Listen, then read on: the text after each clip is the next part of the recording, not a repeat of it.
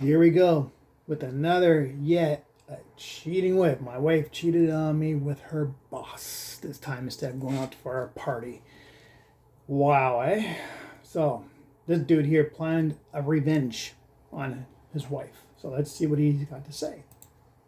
Moment when I started to feel like something was off with Lisa, my wife. For the longest time, everything seemed perfect. We'd been married for 10 years, and while we had our ups and downs, nothing ever seemed insurmountable.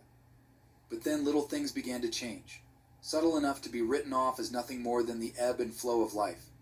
Yet, as time went on, these small changes started to pile up, and I could no longer ignore the nagging feeling in the pit of my stomach. Lisa worked as an executive assistant for a large corporate firm. Her job was demanding, and for years, she would come home exhausted, crashing on the couch the moment she walked through the door. But lately her energy levels had taken a curious turn. She came home less tired, almost invigorated, which struck me as strange, given the nature of her job. Initially I was happy for her, thinking maybe she'd found a new routine or some effective way to manage her stress. However, along with this newfound energy came a noticeable distance in our intimacy. Lisa used to be affectionate, initiating sex and expressing her love in various ways. Now she seemed disinterested, often claiming to be too tired or not in the mood. This was the same woman who now came home bursting with energy. The contrast was puzzling and hurtful. Interesting, I eh? began to question if there was something wrong with me, or if she was going through something she wasn't ready to share. One evening, after another rejection from Lisa, I found myself staring at the ceiling, my mind racing with doubts and fears. I tried to rationalize her behavior. Maybe she was stressed about something at work, or perhaps it was a phase that would pass. But the more I thought about it, the less convinced I became. It wasn't just the lack of sex, it was the little things.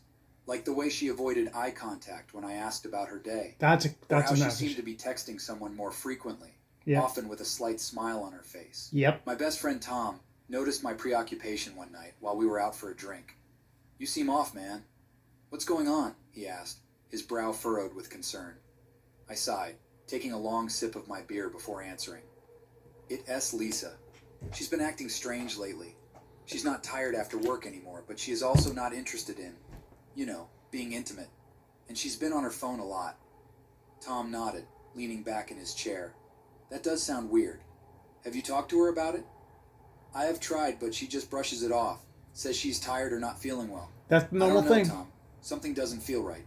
He gave me a sympathetic look. Maybe it's nothing, but if it's bothering you this much, you should try talking to her again. Yep. Sometimes it's just about finding the right moment. I nodded, appreciating his advice, but feeling no closer to understanding what was happening with Lisa. The cheater's happening. That night, That's it. as I lay in bed next to her, listening to the steady rhythm of her breathing, I resolved to find the right moment to talk to her, to get to the bottom of this growing unease. The following weekend, Lisa mentioned she had to go into work for a few hours on Saturday. This wasn't entirely unusual, but given my recent suspicions, it made my heart sink a little.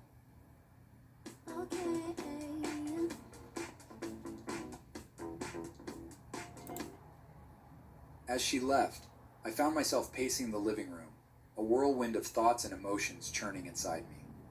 I decided to use the time to clear my head. Your instincts will maybe go always for a tell you. jog or catch up on some work. Anything to keep myself from spiraling into paranoia. But then, Apparently, it's going something to be caught normal my for eye. that. Lisa had left her laptop on the dining table, something she rarely did. It felt wrong to invade her privacy, but the need to understand what was happening overpowered my hesitation. You have to. With a deep breath, I opened the laptop and navigated to her recent emails and messages. Most of it seemed normal, work-related correspondence, but one email thread stood out. It was between Lisa and her boss, Richard. The messages were innocuous at first, discussing schedules and projects. But as I scrolled further back, I noticed a shift in tone. They were more personal, with inside jokes and references to shared experiences that seemed to go beyond a professional relationship. My heart pounded as I read a particular message from Richard That would raise was more anxiety. playful, even flirty. Lisa S.'s response was equally casual, but there was an undercurrent of familiarity that made my stomach churn. I closed the laptop, my mind racing. Was I overreacting? No. Was this just a harmless work friendship, or was there something more? No more. The uncertainty gnawed at me, and I knew I had to confront Lisa. But how? Accusing her outright based on a few emails could backfire spectacularly. When she returned that afternoon, I tried to act normal, but the tension between us was palpable. They could get defensive. How was work? I asked, forcing a casual tone. Busy, as always, she replied with a tired smile, pecking me on the cheek. I wanted to ask about Richard, to gauge her reaction, but the words wouldn't come. Instead, I just nodded and went back to my book, my mind anything but focused on the pages. The unease had taken root in my mind, growing with every passing day. Yep. I couldn't shake the feeling that something was off with Lisa. Yet, every time I tried to find concrete evidence or confront her about my suspicions, she managed to calm me down, leaving me questioning my sanity. The Sunday after I found those emails, I decided to take a different approach. Instead of jumping to conclusions, I would try to be more observant, see if there were any other signs that might confirm or dismiss my fears. Yep. Lisa and I spent the morning together, sipping coffee on the porch and discussing our plans for the day.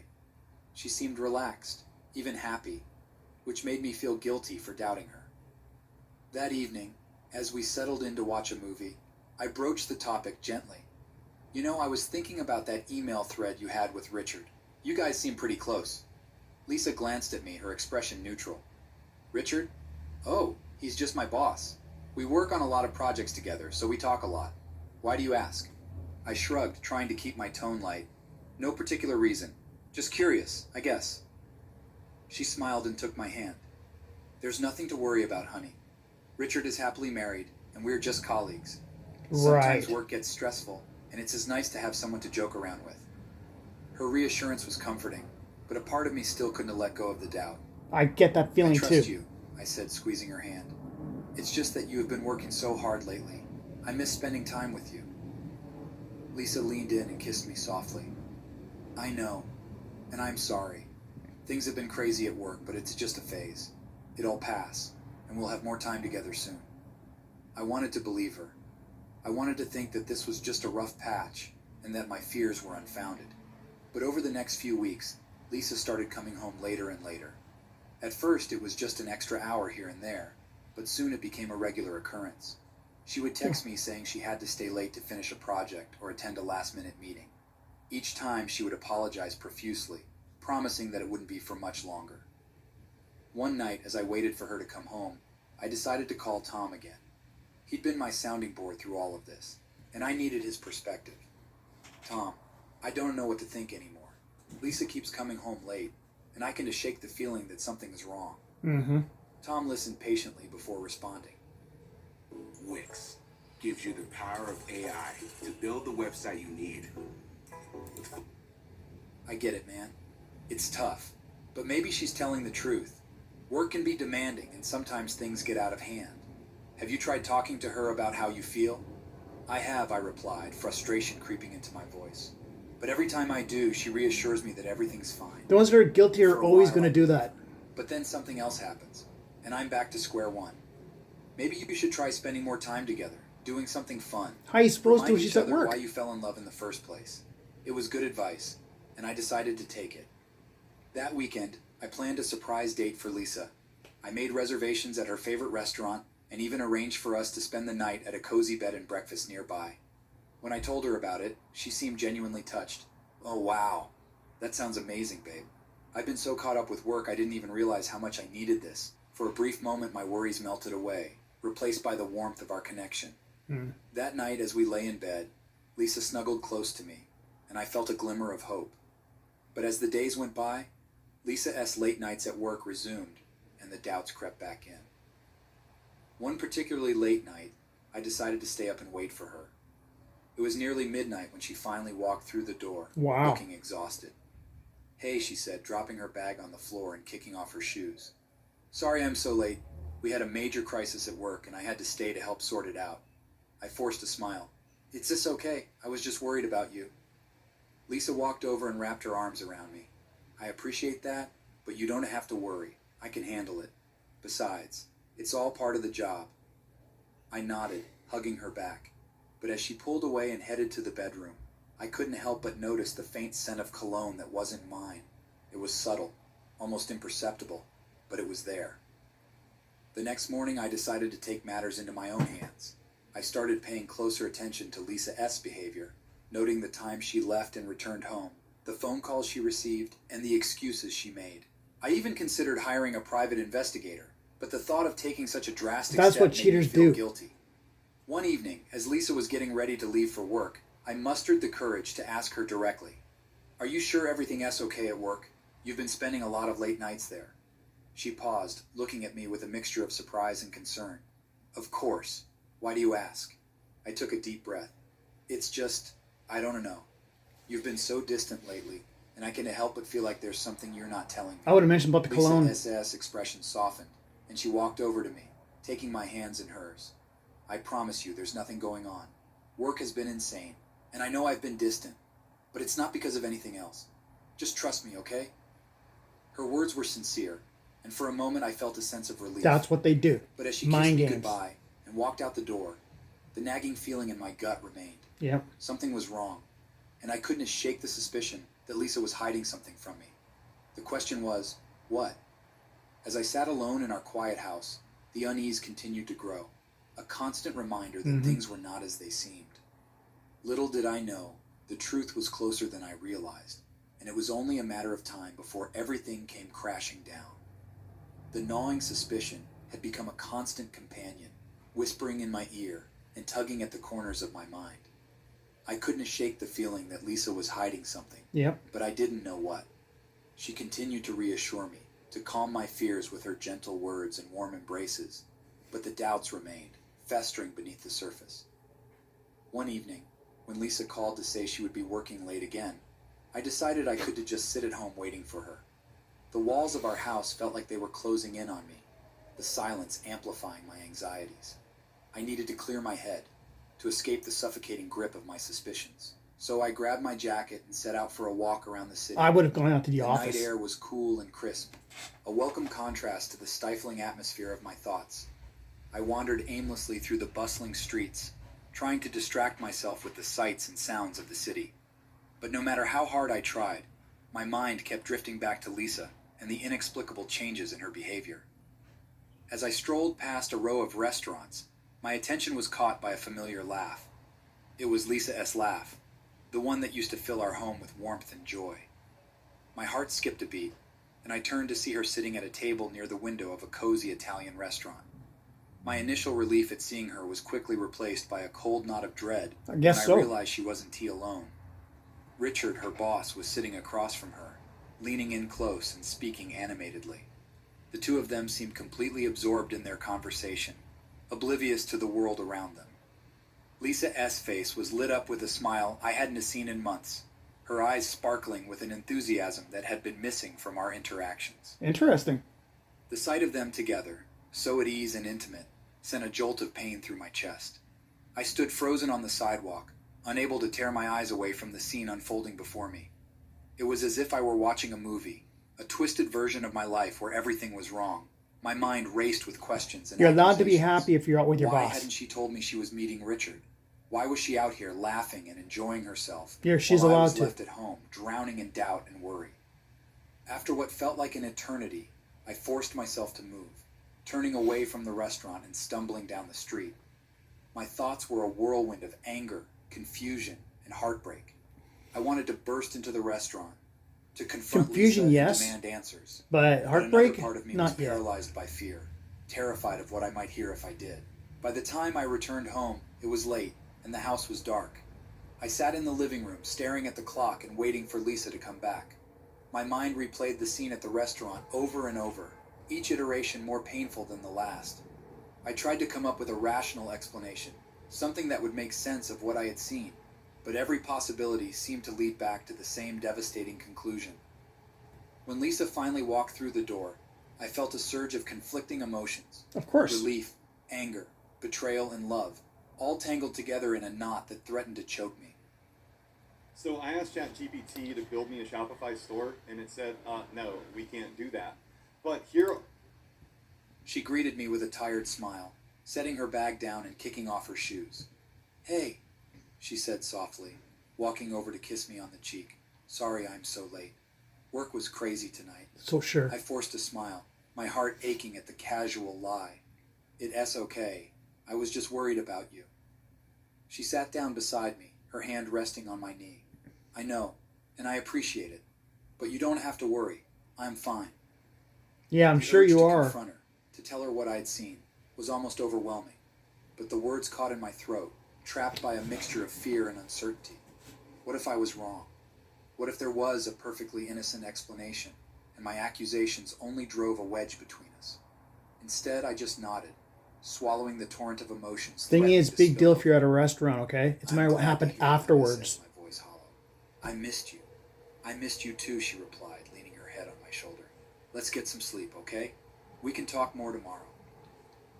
As we climbed into bed, I felt a crushing sense of isolation. Lisa was right there beside me, but she felt miles away. I lay awake long after she had fallen asleep, my mind a maelstrom of doubt and despair. The image of her with Richard, so happy and carefree, played in my mind like a broken record, each repetition deepening the wound. The next day, I went through the motions of my routine, trying to maintain a semblance of normalcy, but the encounter at the restaurant had shattered any illusion of stability. I found myself constantly second-guessing everything Lisa said and did, searching for hidden meanings and signs of deceit. When I finally had the chance to talk to Tom again, I poured out everything: the late nights, the changes in Lisa S. behavior, and the sight of her with Richard. Damn, Tom said, his voice heavy with sympathy. That S rough, man. I don't even know what to say. I don't know what to do, I admitted, my voice breaking. I love her, but I can shake the feeling that she's hiding something from me. Yeah. And now, after seeing her with Richard, I just don't know. Have you thought about confronting her? Just You have laying it to. all out and asking her straight up? I sighed, running a hand through my hair. I want to, but I'm scared. You have What if she to. confirms my worst fears? What if she lies again? I don't know if I can handle either outcome. Tom was silent for a moment before speaking again. Look, whatever is going on, you deserve to know the truth. Maybe it's time to stop tiptoeing around and just face it head on. Yeah. It won't be easy, but living in this constant state of doubt isn't doing you any good either. His words resonated with me, and I knew he was right. I couldn't keep living like this, trapped in a limbo of uncertainty and You fear. have to. I needed to know the truth, no matter how painful it might be. That evening, I resolved to confront Lisa. Yep. I rehearsed what I would say, trying to find the right balance between expressing my concerns and avoiding outright accusations. My heart pounded as I waited for her to come home, each minute stretching into an eternity. When she finally walked through the door, I took a deep breath and braced myself for the conversation Anxiety. that could change everything. Lisa, we need to talk, I said, Yep. my voice trembling with a mix of determination and dread. She looked at me, her eyes wide with surprise and concern. Of course, what is it? I swallowed hard, steeling myself for what was to come. I saw you last night, at the restaurant with Richard. Why didn't you tell me you were meeting him? The color drained from her face, and she took a step back, her expression a mix of shock and guilt. I can explain, she stammered, but the cracks in her composure told me all I needed to know. As the truth began to unravel, I realized that my life was about to be upended in ways I could never have imagined, and there was no turning back. Lisa S.'s explanation hung in the air between us, each word a fragile attempt to mend the trust that had been steadily eroding. It was a business meeting, she insisted, her eyes pleading for me to believe her. There were other partners there too. We were Sure. discussing a new project, and it ran late. I didn't mention it because I didn't want to worry you over nothing. I wanted to believe her. I wanted to accept her words and push aside the doubts gnawing at my heart. But the image of her with Richard, their intimate smiles and easy laughter, was burned into my mind. It was more than just a business dinner. It was too personal, too comfortable. Why didn't you tell me about it beforehand? I asked, my voice heavy with skepticism. Lisa sighed, running a hand through her hair. I didn't think it was a big deal. It was a last-minute thing, and I didn't want to bother you. I'm sorry if it looked bad, but there's nothing going on between Richard and me. Bull. Please, you have to trust me. I nodded, but my heart wasn't in it. The doubts remained, festering beneath the surface. I knew I had no concrete proof, and confronting her further would only drive a deeper wedge Exactly. There is no between us. real proof of anything going on. So, I let it go, at least on the surface, and resolved to keep a closer eye on things. Say goodbye to old costly cable TV once and for all. This revolutionary invention gives you access to your... A few days later, Lisa mentioned a picnic her company was organizing for all the employees and their families. "Everyone's bringing their partners," she said, her voice filled with forced cheer. "I thought it might be nice if you came along. We could use some time together." I agreed, hoping that spending time with her in a different setting might help clear the air. Maybe seeing her interact with her colleagues would give me some insight, some reassurance that my fears were unfounded. The day of the picnic was bright and sunny, perfect for an outdoor gathering. Lisa and I arrived early, and she introduced me to her co-workers with a smile that seemed genuine. I made an effort to be friendly, to push aside my suspicions and enjoy the day. Of course. As more people arrived, I spotted Richard walking towards us, his arm wrapped around the waist of a tall, elegant woman. She had an air of confidence about her, and I realized this must be his wife. "Hey, everyone," Richard called out, his voice warm and jovial. "This is my wife, Sarah." Introductions were made, and we all settled into the rhythm of the picnic. There were games, food, and laughter, but I couldn't shake the tension coiled in my chest. I guess I watched not. Lisa and Richard interact, looking for any signs that might confirm my worst fears. They were friendly, but nothing overtly inappropriate. Still, I couldn't let go of the nagging doubt. At one point, Lisa and Sarah ended up chatting near the drinks table, while Richard and I found ourselves standing awkwardly nearby. He was engrossed in a conversation with another colleague, so I took the opportunity to talk to Sarah. "Hi, I am Mike," I said, extending my hand. "Lisa as husband." "Nice to meet you, Mike," Sarah replied, shaking my hand with a warm smile. "Richard S. told me a lot about Lisa. She seems lovely." "Yeah, she is," I said, forcing a smile. "So, how long have you and Richard been married?" 10 years, she said, her eyes sparkling with affection. "It's been a wild ride, but I wouldn't trade it for anything." We made small talk for a while, but I couldn't shake the feeling that Sarah deserved to know what I had seen. When Richard and Lisa were occupied with their own conversations, I seized the moment. "Sarah, can I talk to you for a moment?" I asked, lowering my voice. "It asks about Richard and Lisa." Her expression shifted to one of concern. "Sure, what else going on?" I took a deep breath, my heart pounding. The other night I saw Lisa and Richard at a restaurant. They were alone, and it seemed. More than just a business dinner. I didn't want to jump to conclusions, but I thought you should know. Sarah S. face paled, and she glanced over at Richard, who was laughing with a group of colleagues. Mm-hmm. "Are you sure?" she whispered, her voice trembling. "I can be certain, but something didn't feel right," I admitted. I didn't know what to do, but I couldn't keep it to myself. She nodded, her jaw tightening. "Thank you for telling me, Mike. I'll handle this." As the day Busted. went on, Sarah and I exchanged a few more furtive glances, both of us grappling with the turmoil of our suspicions. I could see the tension in her posture, the way her eyes flicked to Richard whenever he was nearby. The seeds of doubt had been planted, and I Yep. knew it was only a matter of time before they took root. A few days later, Sarah called me, her voice filled with a mix of determination and pain. "Mike, I've been thinking about what you said. I confronted Richard, and he denied everything. They both But I would. can shake the feeling that he's lying. Yep. We need to find out the truth." "What do you suggest?" I asked, my heart pounding with a mixture of dread You and gotta follow anticipation. them. "Let us work together," she said, her voice firm. "We can keep an eye on them, gather evidence. If they are hiding something, we'll find it." And so an uneasy alliance was formed between us. We shared information, compared notes, and plotted our next steps. It felt strange, almost surreal, to be conspiring with another man's wife against our own But spouses. you have to. But the betrayal we both sensed demanded action, and together we were determined to uncover the truth. As the days turned into weeks, our investigation intensified. We followed Lisa and Richard, tracked their movements, and monitored their interactions. Each new piece of information only added to the growing suspicion that they were more than just colleagues. One evening, Sarah called me with a breakthrough. "Mike, I found something," she said, her voice tinged with excitement. "Richard left his phone at home, and I managed to get into his messages. Ooh. There are texts between him and Lisa, and they are, well, let's just say they are not the kind of messages you'd expect from coworkers." My heart sank as she read some of the messages aloud. They were flirtatious, intimate, filled with inside jokes and references to private meetings. The evidence was damning, and I felt a surge of anger and betrayal. "What's our next move?" I asked. Doing that's my already voice tight cheating. with emotion. "We confront them," Sarah replied, her voice resolute. "Together. We'll make them face the truth and deal with the consequences. The plan was simple. Sarah and I would meet at a restaurant to discuss our next steps. It seemed fitting, given that it was at a restaurant where I first saw Lisa and Richard together. We chose a quiet, out-of-the-way place where we could talk without fear of being overheard. When I arrived, Sarah was already there, seated at a corner table. She looked up as I approached, her expression a mix of determination and vulnerability. I sat down, and for a moment we just looked at each other, two people bound by a shared betrayal. Yep. "Thanks for coming," she said, her voice steady.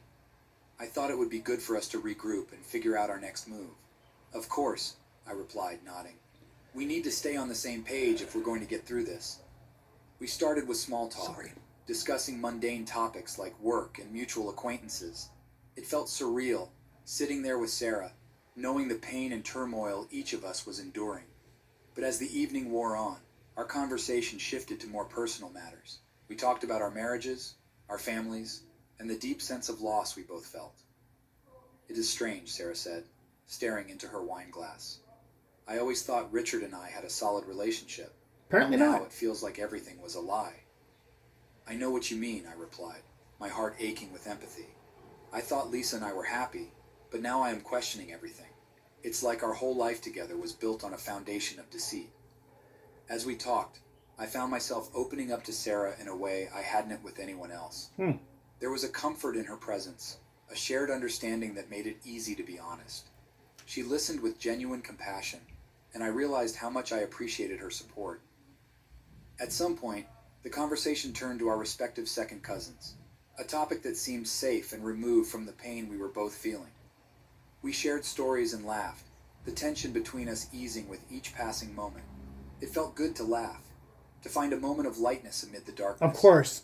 Get it As off the your mind, evening right? wore on, I began to notice something else, a growing attraction to Sarah. Whoa. It wasn't just her beauty, though she was undeniably beautiful. It was the way she listened, the way she understood my pain, the way she made me feel less alone. I could see it in her eyes too, a flicker of something more What than the friendship. There was a connection between us, forged in the crucible of shared suffering. It was both exhilarating and terrifying. After dinner, we decided to take a walk. The night was cool and clear, the city lights casting a soft glow over the streets. We strolled in silence for a while, the unspoken tension between us growing with each step. Finally, we reached a small park and sat down on a bench. The silence stretched on, heavy with unspoken words. I turned to Sarah, my heart pounding. "Sarah, I don't know how to say this," I began, my voice trembling. "But I feel something for you. I know it's just What the complicated, and maybe it's just the situation we are in, but I can't deny it." She looked at me, her eyes filled with a mix of surprise and something else, something that mirrored my own feelings. "Mike, I feel it too," she admitted, her voice barely above a whisper. I didn't expect this, but here we are. Before I could second guess myself, I leaned in and kissed her. It was a tentative kiss, filled with the uncertainty of our situation. But as our lips met, I felt a surge of emotion, a release of all the pain and frustration that had been building inside me. The kiss deepened, and for a moment, everything else faded away. There was no betrayal, no lies, no broken marriages, just the two of us, finding solace in each other's arms. We ended up back at her place, unable to resist the pull between us.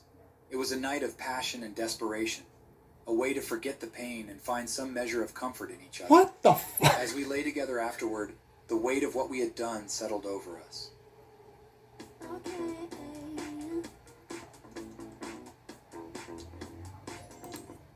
"This changes everything," Sarah said quietly, her fingers tracing patterns on my chest.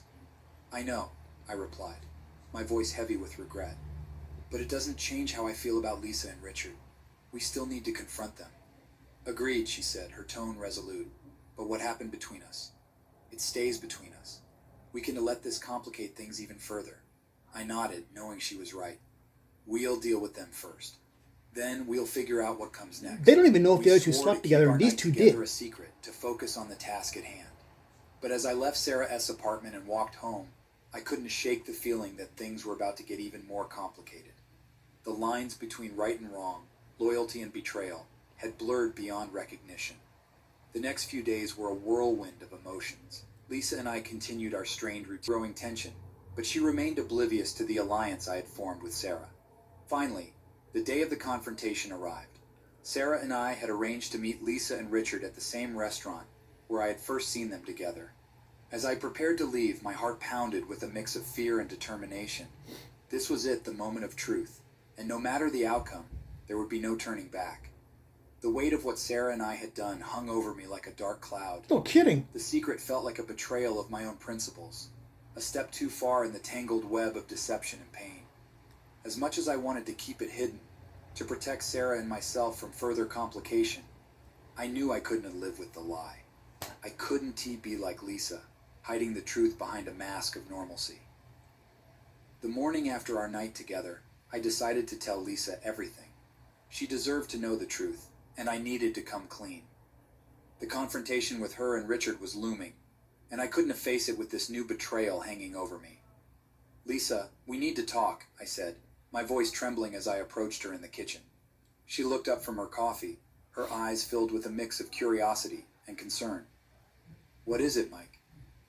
I took a deep breath, gathering my courage. "I haven't been honest with you. There is something you need to know." Her expression shifted to one of apprehension. "What do you mean?" I sat down across from her, my hands shaking.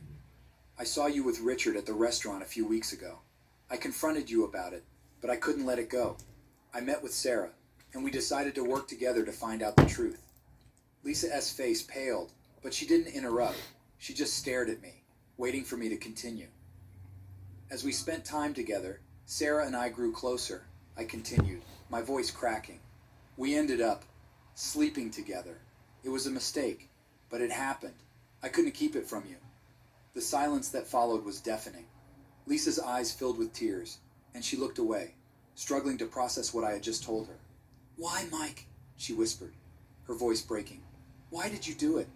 "I don't know," I admitted, my own tears starting to fall. "I was hurt and confused. I felt betrayed by you and Richard, and I found comfort in Sarah. But that's no excuse. I'm sorry, Lisa. I'm so She started sorry." crying. She wiped her tears away, taking a deep breath. "I need to tell you something too," she said, her voice steadier now. "You're right. There is something between Richard and me. It started out as a professional relationship, but it became more. I'm sorry, Mike. I never meant for it to happen, but it did." The words hit me like a punch to the gut. Even though I had suspected it, hearing it confirmed was a different kind of pain. "Why didn't you tell me?" I asked, my voice raw. "I was scared," she admitted. "Scared of losing you. Scared of facing the Well, truth. you fucking cheat. What the hell do you I expect? thought I could keep it hidden, that it would go away. But it didn't, and now everything's a mess." We sat in silence, the weight of our confessions hanging between us. There was no anger, no shouting, just a deep, aching sadness. "What do we do now?" I asked finally, my voice barely above a whisper. Lisa looked at me, her eyes filled with a mix of sorrow and resignation. "Maybe it's time we face the reality of our situation. Maybe it's time we let go." The words hung in the air, the finality of them sinking in. It was a painful truth, but a necessary one. We had both made mistakes, both betrayed each other in ways that couldn't be undone. Holding on would only cause more pain. "You are right," I said, my heart breaking with each word. "It is time to let go." Over the next few days, we began the difficult process of untangling our lives. We sat down and talked about the practicalities dividing our belongings, discussing the future, and how to move forward separately. It was heartbreaking, but there was a strange sense of relief in finally facing the truth. One evening, as we were packing up our things, Lisa turned to me with a sad smile. "You know, maybe things had to go wrong for us to find where we really belong." I looked at her, my heart heavy with regret and understanding. "Maybe you're right," I said softly. "Maybe this is the only way forward." We decided to meet with Richard and Sarah together, to lay everything out in the open. It was a tense and emotional confrontation, but it was necessary. We all needed to face the consequences of our actions. When we met at the restaurant, the atmosphere was charged with a mix of anger, hurt, and resignation. Richard and Sarah were seated at a table, their expressions wary as we approached. "We need to talk," I said, my voice steady despite the turmoil inside me. Richard nodded, his face serious. "Yes, we do." We sat down, and for a moment no one spoke. The weight of everything that had happened hung over us, a silent testament to our collective mistakes. Mike told me about you and Sarah, Lisa began, her voice calm but firm. And I told him about us, Richard. It's time we stop hiding and face the truth. Richard looked at her, his eyes filled with regret. I never wanted it to come to this, he said quietly. But you're right. We need to be honest.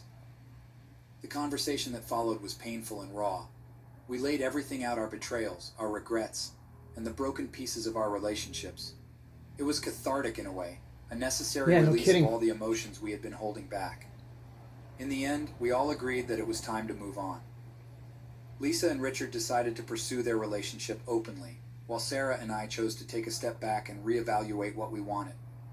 As we left the restaurant, Sarah walked up to me, her eyes filled with a mix of sadness and hope. I am sorry for everything, Mike, she said softly. I never meant for any of this to happen. Neither did I replied, my heart heavy. But maybe it is for the best. Maybe this is our chance to start over. She nodded, and for a moment we just stood there, two people bound by a shared history of pain and betrayal. As I walked away, I felt a strange sense of closure. The truth had come out, and while it had shattered our lives, it had also freed us from the lies and deceit. It was time to rebuild, to find a new path forward. And though the future was uncertain, one thing was clear. We had faced the truth, and now it was time to heal.